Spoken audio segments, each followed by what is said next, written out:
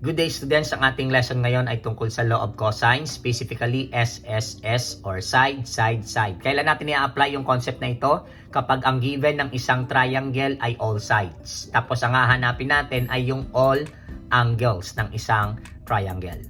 Okay? Now, para masundan natin yung concept na ito, we should follow this formula.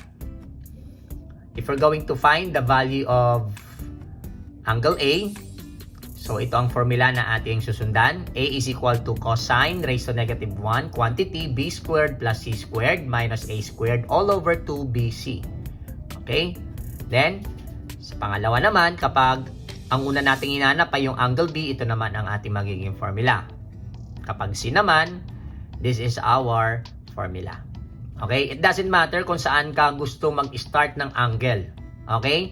Ang kailangan mo lang gawin dito ay sundan yung appropriate na formula base sa angle na hinahanap mo. Okay, let's start. So, based on the example, meron tayo isang triangle na merong given yung side. So, we have A, 3 meters, B, 8 meters, and C, 9 meters. Okay? Sabi ko nga kanina, it's up to you kung saan mo gusto mag-start ng angle. But in this example, mag-i-start ako kay C. Okay? So, gagamitin kong formula ay yung kay angle C.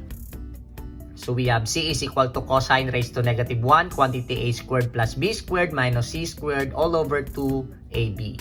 Then, isa-substitute ko lang lahat ng values na meron tayo sa given for A, B, C. Ilalagay natin sa formula. So ito magiging kasunod. Then after that, gagamit na tayo ng scientific calculator.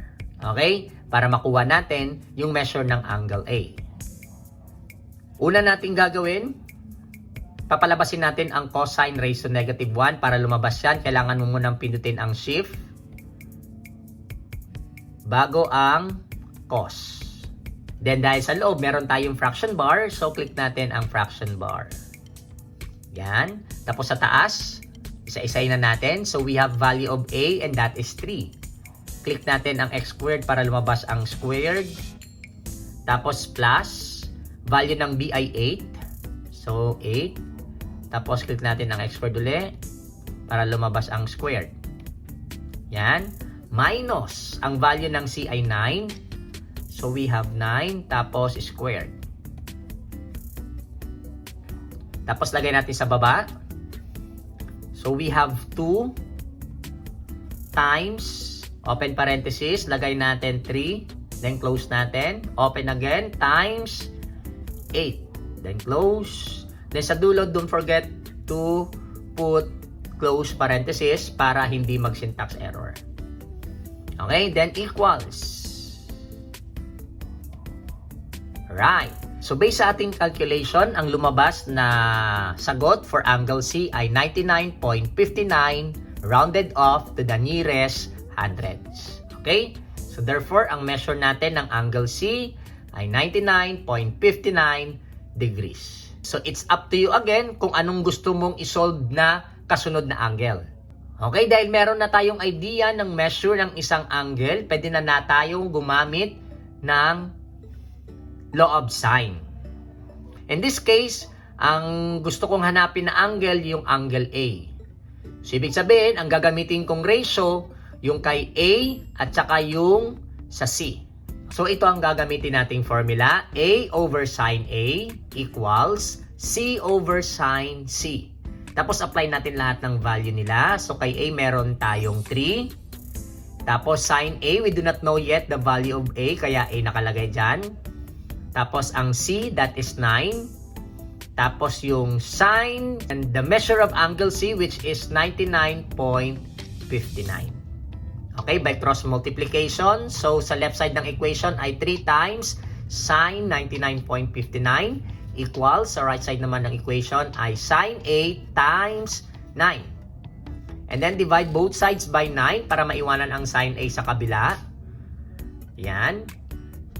Okay? At para maiwan yung A or angle A dito sa right side, we're going to divide both sides of the equation by sine. Or simply multiply the left side of the equation by sine raised to negative 1. So, gagamit tayo ng calcu. So, same ang gagawin natin. But this time, ang palalabasin natin ay sine raised to -1. So, click natin ang shift, tapos sine. Yan. Tapos, we have also fraction bar. Okay? Sa taas, we have 3.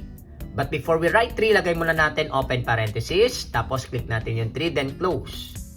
Then, wag mo munang lagyan ng open parenthesis yung sa sine. Okay? Just simply click sine. Okay? Tapos mag-create siya ng sariling parenthesis niya.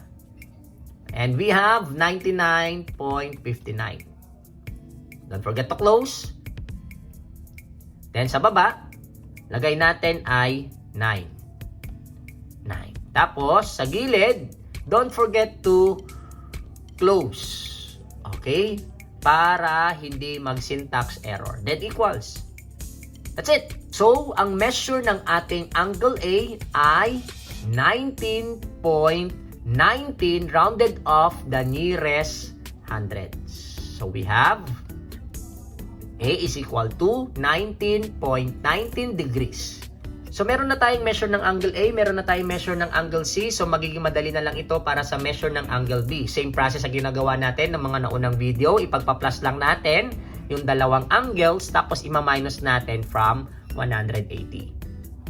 So, therefore, we have 180 minus yung pinag-plus na 19.19 at saka 99.59, and that is 118.78.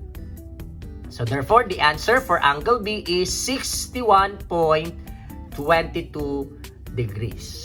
Okay? 61.22 degrees. Para ma-check mo kung tama ang mga decimal numbers mo dito sa angles, make it sure na kapag pinag-plus mo itong tatlo, lalabas ang 180 exactly.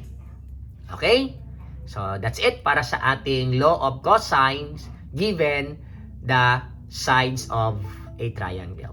And to check kung meron tayong natutunan sa ating video lesson, meron ako ditong isang problem na gusto kong sagutan ninyo, and I will wait your answer with solution sa comment section ng ating video. So maraming salamat sa inyong pagsubaybay. At dito nagtatapos ang ating math tutorial. Don't forget to follow, share, and subscribe for more videos. Goodbye!